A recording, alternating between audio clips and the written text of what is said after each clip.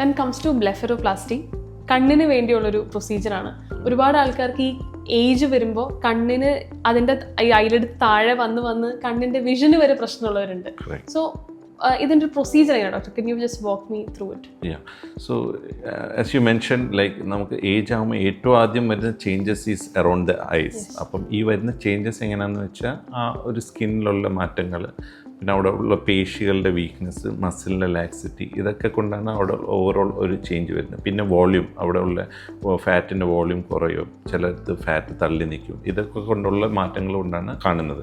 ഇപ്പം upper eyelid, ഇപ്പം മുകളിലത്തെ കൺപോലെ പറയുവാണെങ്കിൽ അത് ചിലപ്പോൾ ഇതേപോലെ തൂങ്ങിയിട്ട് നമ്മുടെ വിഷനെ വരെ ബാധിക്കാം. അപ്പം അങ്ങനെ നിൽക്കുന്നതുകൊണ്ട് ആൾക്കാർക്ക് ഒരു സാഡ് അപ്പിയറൻസ് ഉണ്ടെന്ന് ചിലർ പറയും.